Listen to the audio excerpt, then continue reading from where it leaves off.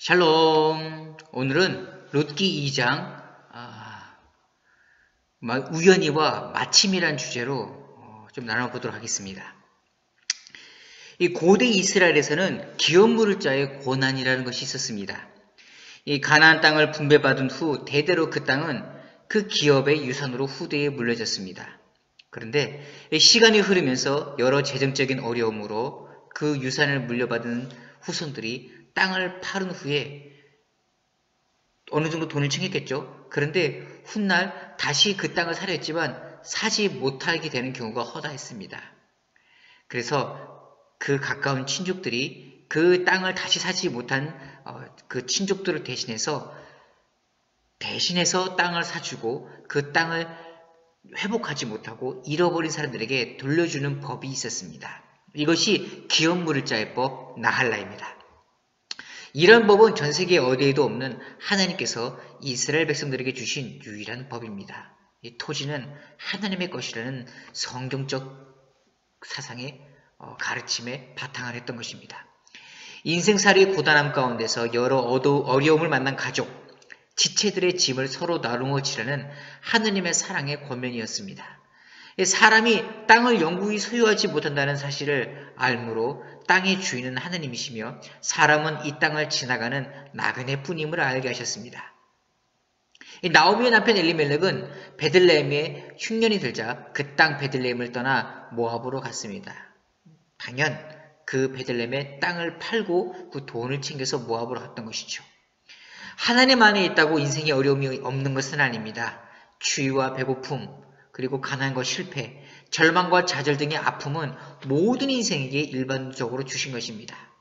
이 선조들로부터 물려받은 하나님의 기업인 땅을 갈고 그 땅을 지켜야 했음에도 불구하고 이 흉년을 피해 하나님을 섬기지 않는 이방 땅 모압으로 갔던 것은 명백한 범죄였습니다. 열왕기상에서 나봇은 아합 왕의 협박에도 굴하지 않고 그 선조로부터 내려오던 그 포도원을 지키다가 아합과 이세벨의 미움을 받아 거짓 증인들의 모함으로 돌로 쳐서 죽임을 당한 사례를 볼 때에 이 나봇 같은 경우는 선조로부터 물려받은 그 기업을 지키고자 얼마나 애썼는지 그 애씀의 그 희생의 정신은 순교자적 정신으로 우리가 인정을 해 주어야 됩니다. 선조들로부터 물려받은 땅을 지키지 않고 그리고 그 토지를 흉년을 겪었다고 해서 팔고 모압 땅으로 간 그 엘리멜렉은 그곳에서 10년을 지내는 동안 그 모압 땅에서 죽게 됩니다. 이 나오미의 남편 엘리멜렉과 그리고 나오미의 두 아들은 모압 땅에서 죽게 됩니다. 기근과 경제적인 어려움을 피해서 모압 땅으로 왔는데 나오미는 그곳에서 자신의 수족 같은 남편과 두 아들을 잃게 됩니다. 여기서 살펴볼 것은 왜 하나님께서 범죄한 그 엘리멜렉의 가족 중에서 엘리멜렉과 두 아들의 생명을 차례차례 거두어 가시고 나오미와 두 며느리만 남겨두셨나 하는 것에 우리는 주목해 봐야 됩니다. 나오미와 두 며느리 룻과 오르바만 남게 되자 나오미는 자신의 고향 하나님의 기업 베들레헴으로 돌아가야겠다고 결심합니다. 나오미가 두 며느리에게 자신들의 고향으로 돌아가자고 이야기합니다. 두 며느리는 처음에 나오미를 따라가겠다고 하자 나오미가 말합니다. 내 딸들아 되돌아가라. 나는 늙었으니 남편을 두지 못할지라. 가령 내게 소망이 있다고 말할진데 오늘 밤에 남편을 두어 아들을 낳는다 할지라도 어찌 그들이 자라기를 기다리겠으며 어찌 남편 없이 지내겠다고 결심하겠느냐. 내 딸들아 그렇지 아니하니라. 여호와의 손이 나를 치셨으니 나는 너희로 말미암아 더욱 마음이 아프다. 자신의 남편과 두 아들이 죽은 이 사건을 나오미는 여호와의 손이 나를 치셨다라고 해석을 합니다.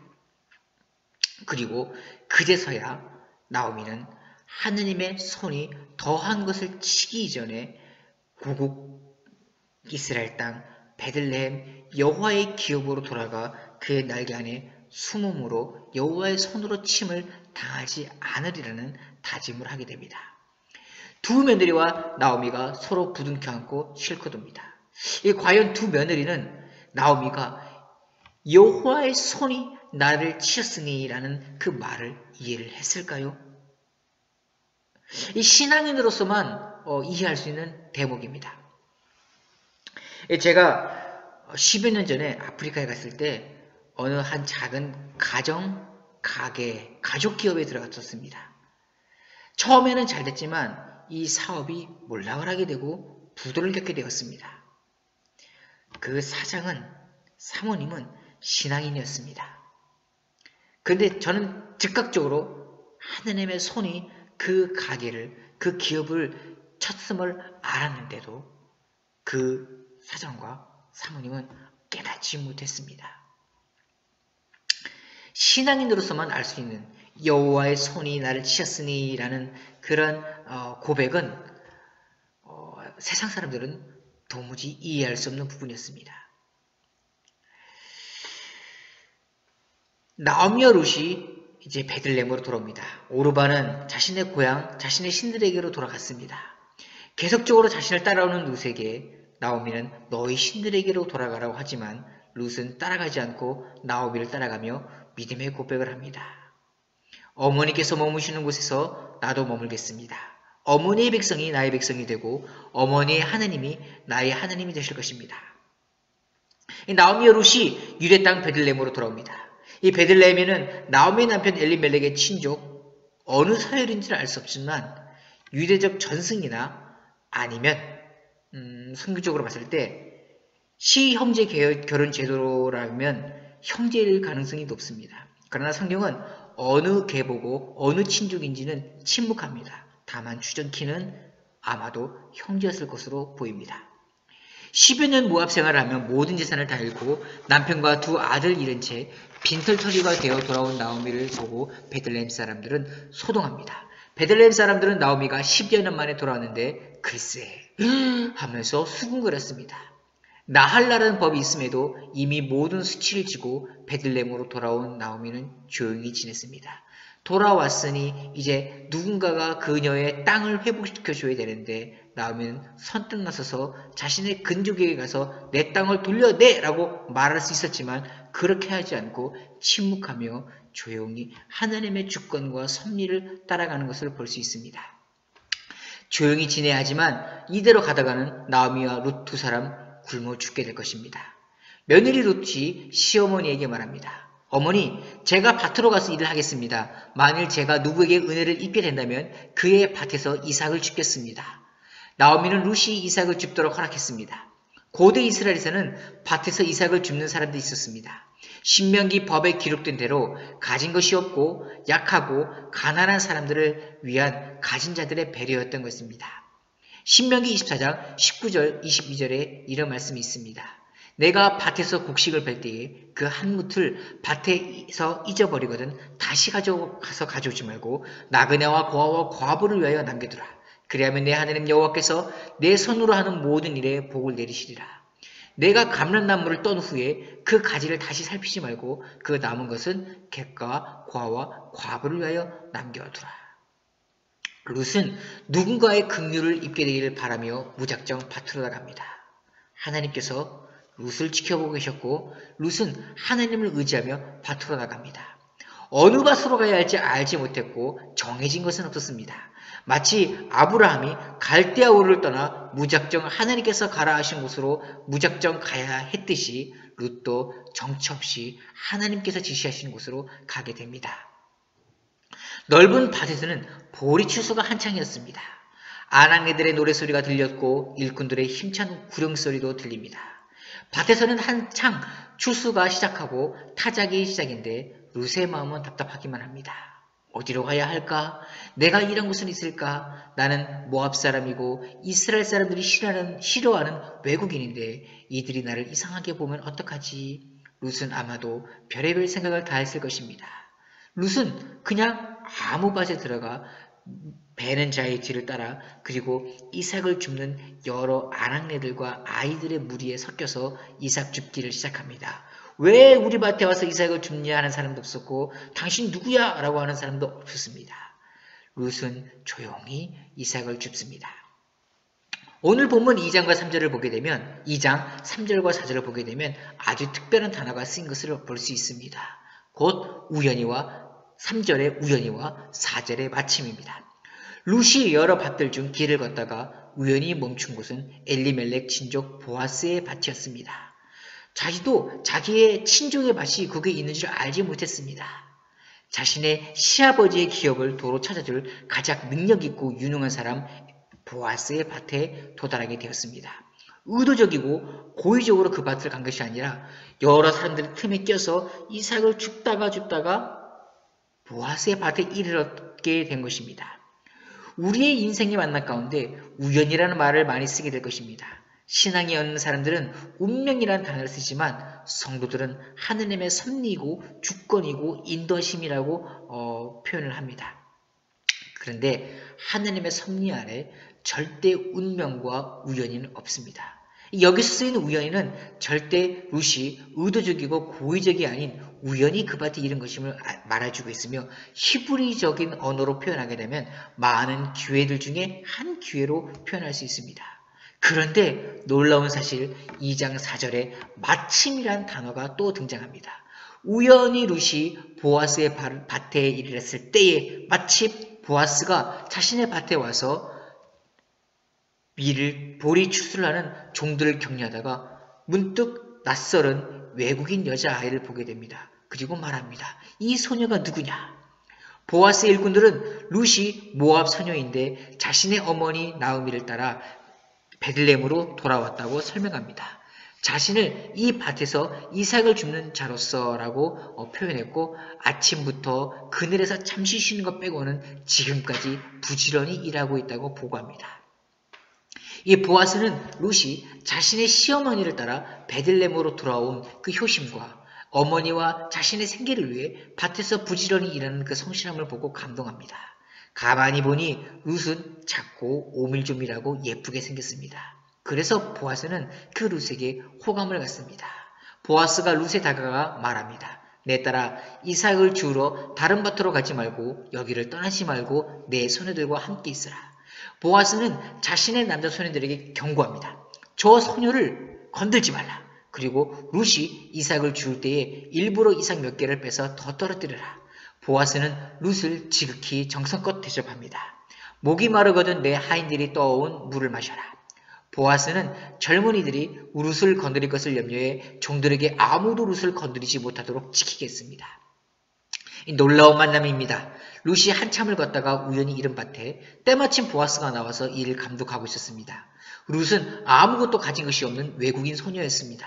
보아스는 부자였고 나이가 많았지만 아내가 없는 사람이었습니다. 도대체 이 두 사람, 하나님은 왜 만나게 하신 것일까요? 그 많은 수많은 시간들 가운데 왜 하필 룻은 그날 그 시간에 이삭 줍기를 하러 갔다가 그 보아스의 밭에 이르렀으며 그 수많은 밭들 중에 왜 하필 보아스의 밭에 이르렀으며 보아스는 그 허구 많은 시간들 중 왜 룻이 그 밭에 있을 그때에 그 밭에 도착해서 일꾼들을 감독하게 되었을까요? 왜 수많은 여인네들 중 룻이 보아스의 눈에 들어왔을까요? 하나님의 섭리 가운데 우리가 놀라면서도 인정해야 할 것이 있습니다. 바로 우연히와 마침입니다. 미케레와 힌내. 나의 가진 것, 나의 행한 것과 상관없이 난 아무것도 한 게 없는데 나는 앞이 안 보이는데 어떻게 해야 하지? 하지만 나도 모르게 이루어지는 그 하나님의 은혜 가운데 우리는 하나님의 섭리와 인도하심을 인정해야 됩니다. 하나님께서는 항상 그렇게 일하십니다. 우연히 식당에 갔다가 그곳에 마침 그곳에 온 최고의 음악가를 만나서 그와 함께 식사를 하게 되다. 우연히 교회에 갔다가 그곳에 마침 그곳에 온 최고의 배우자를 만나서 혹은 그녀와 함께 결혼을 하게 되다. 우리의 인생을 살면서 반드시 룻기의 우연히와 마침의 사건을 기억해야 됩니다. 실패와 좌절의 순간에도 우연히와 마침의 역사는 있습니다. 하나님께서 우연히와 마침의 역사를 통해 보이지 않게 일하실 것입니다. 그것을 기대하며 숨어서 일하시는 하나님을 찾으시면 됩니다. 인간의 계획과 계산을 뛰어넘는 하나님의 일하심을 기대하길 바랍니다. 이제 이 두 사람 어떻게 사랑하며 어떻게 결혼하게 될지 우리 계속해서 지켜보도록 하겠습니다. 우리 한 주간의 삶을 나눠보도록 샬롬. 한 주간 동안 잘 지내셨습니까? 우리 기뻤던 일 하나, 슬프거나 우울했던 일 하나 나누길 원합니다. 한 주를 지내면서 저는 이제 운동을 할 수 있다는 것이, 제가 저녁마다 이제 운동을 하는데 운동을 할 수 있다는 것이 제게는 적잖은 기쁨이고 즐거움이 됩니다. 그런데 체력이 예전 같지 않아서요.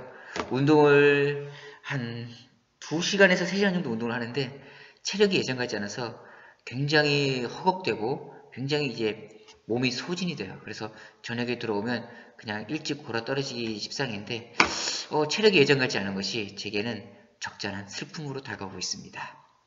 운동 열심히 하시고 몸 관리 잘 하셔서 아주 건강한 그런 생활을 하시기를 축원합니다. 이 룻기 2장은 나오미를 따라 베들레헴에 온 룻이 보아스에게 은혜를 입는 이야기입니다. 시어머니 나오미와 며느리 룻이 큰 결심을 하고 베들레헴에 도착했지만 먹을 것이 없었습니다. 고향에 다시 돌아왔지만 누가 먹을 것을 주는 것도 아니었고 모아둔 재산이 있는 것도 아니었습니다.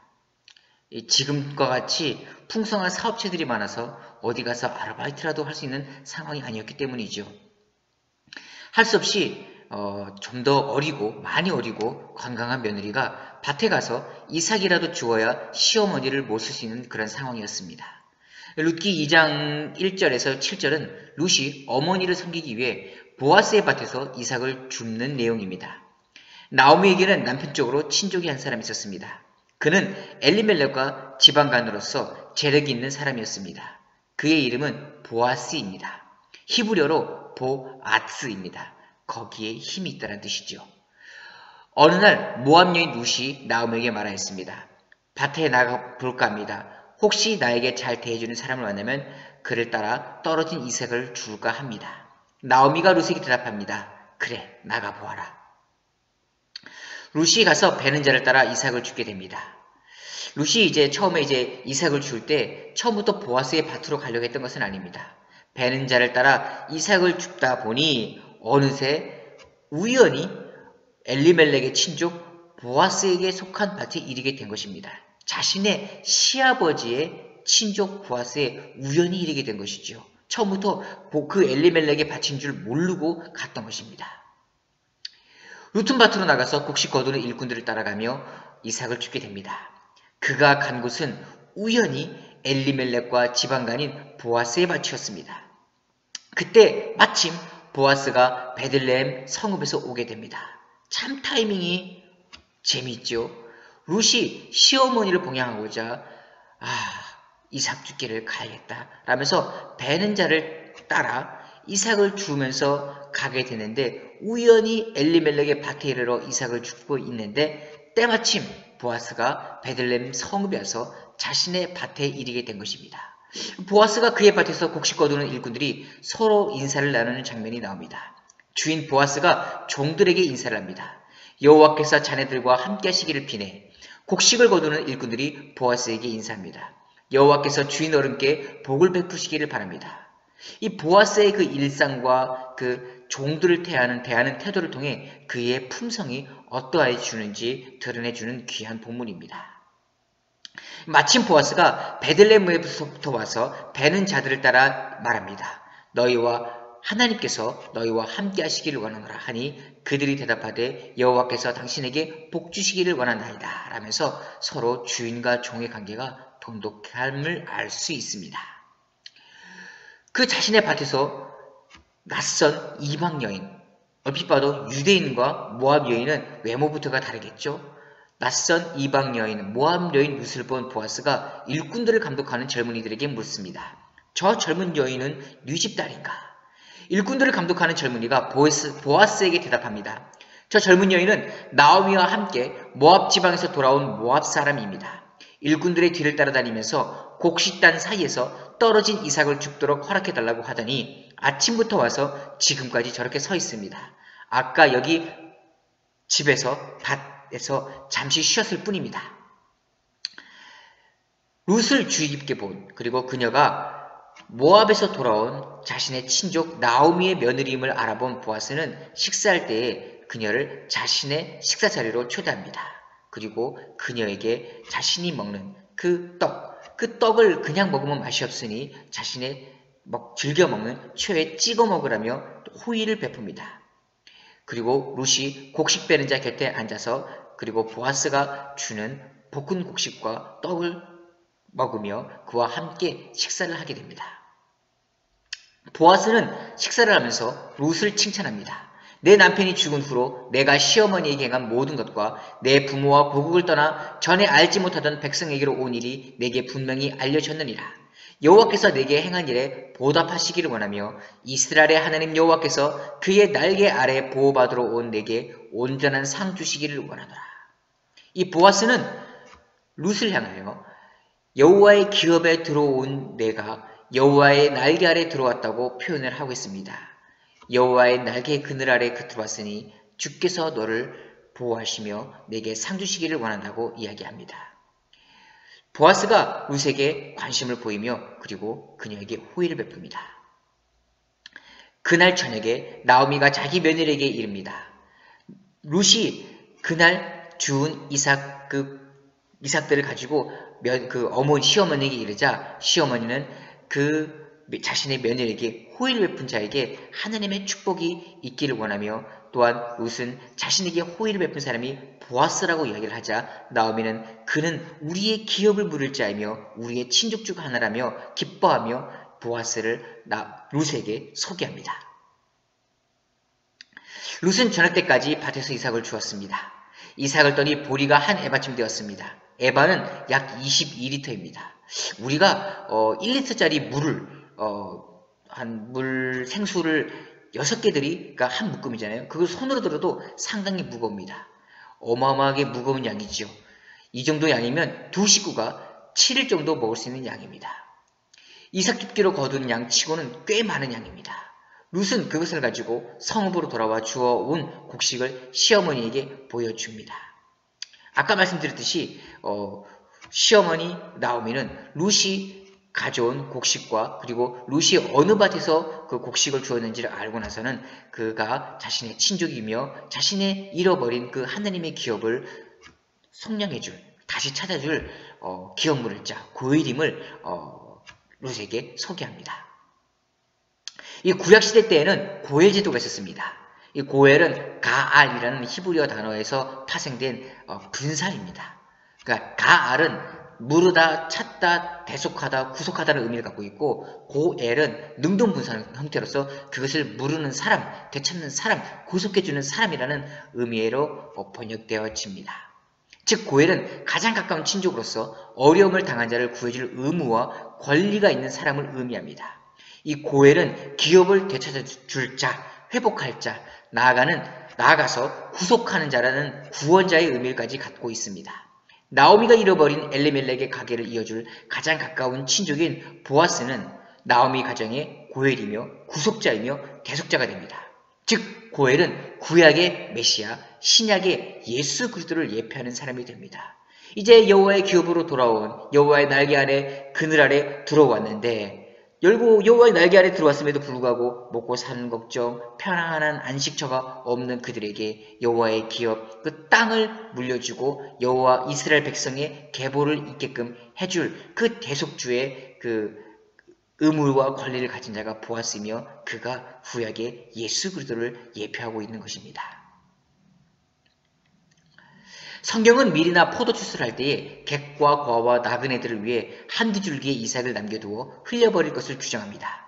이는 추수꾼들의 뒤를 따르는 가난한 자들이 이삭 줍기를 통해 그들의 생계를 이어가게 하기 위함이었습니다.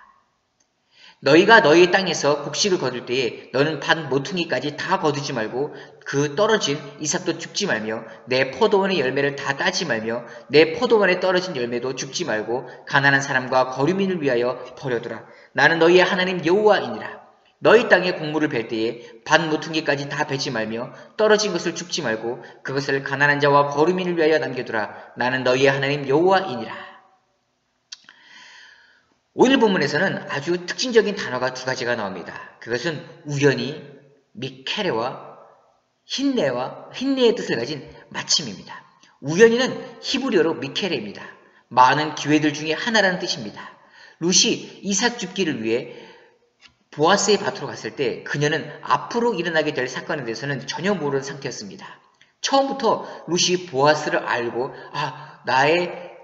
내 가문의 내 시아버지의 그 기업을 찾아줄 기업 물을 자의 밭으로 내가 가야겠다 라면서 알고 간 것이 아니라 이삭 줍는 사람들의 길을 따라 우연히 뒤를 따라가다가 우연히 잃은 것이 자신의 시아버지의 기업을 물려줄 보아스의 밭에 이르게 된 것입니다. 그러나 이것은 결코 룻의 입장에서는 우연한 일이었지만 하나님 앞에서는 그녀를 위해 미리 준비하신 기회를 만나게 하신 것입니다.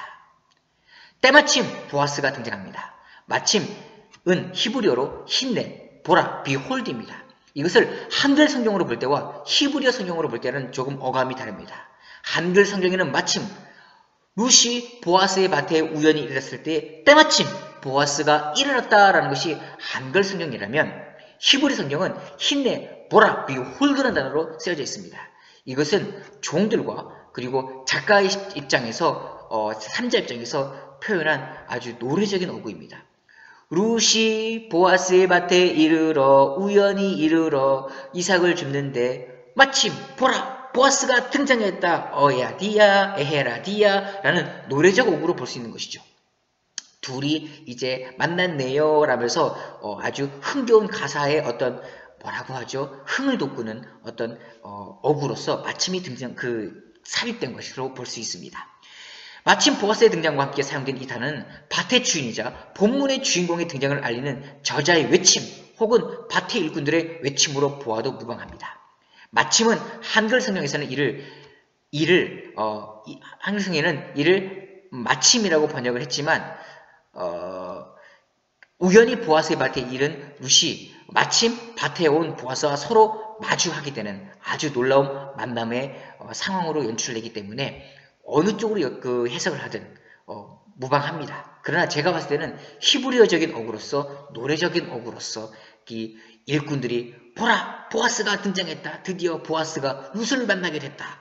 룻아 너는 참 복받았다. 이 밭 주인 참 만나기 어려운데 네가 밭의 주인 보아스를 보게 되다니 참으로 기쁜 순간이고 기쁜 상황이로구나 라는 감탄사로 연결되어질 수 있습니다. 성경에서 이 룻기의 저자는 보아스를 유력한 자라고 표현합니다.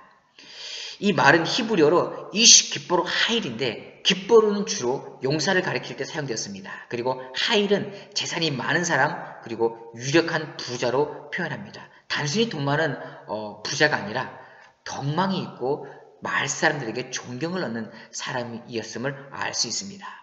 보아스는 아까도 말씀드렸지만 히브리어로 힘이 그에게 있다는 뜻으로 번역되어집니다. 그 이름 자체가 동네에서 덕망이 있고 유력한 선한 부자임을 의미합니다.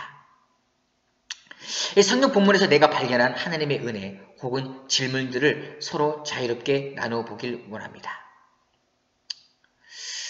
나눔과 적용입니다.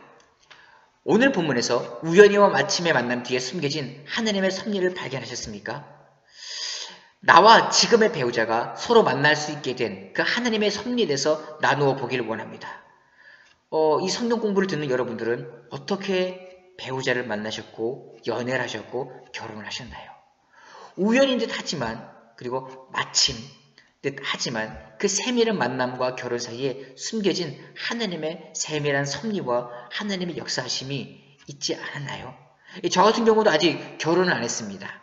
그럼에도 불구하고 제가 늘 기도하는 부분은 무엇이냐면 하나님, 결혼은 제 힘으로 할 수 없는 것입니다. 온전히 하나님께 맡겨드립니다.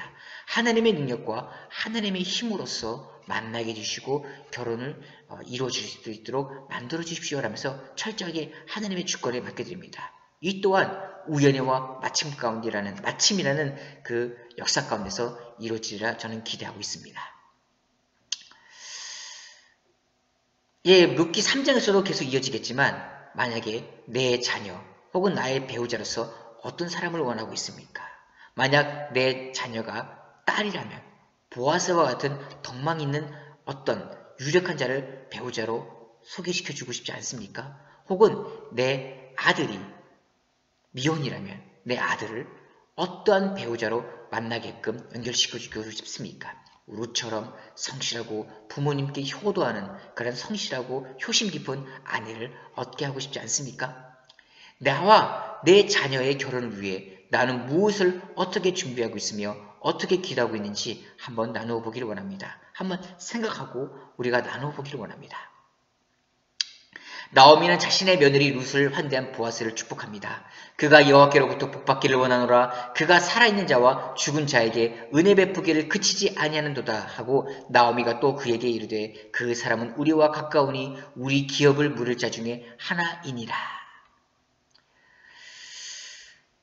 룻기 이제 2장이 마쳤습니다. 룻기 2장을 마치면서 우연히와 마침 가운데 보아스와 룻을 연결시켜 주시는 하나님의 세밀한 섭리를 묵상하며 또한 내 삶 가운데서 앞으로 어떻게 펼쳐질지 모를 캄캄하고 막막한 내 인생길에서 나를 선한 길로 인도하실 선하신 하나님의 역사를 우연히와 마침 역사 가운데서 인도하실 그 하나님을 기대하며 기도하며 신뢰하며 나가기를 축원합니다.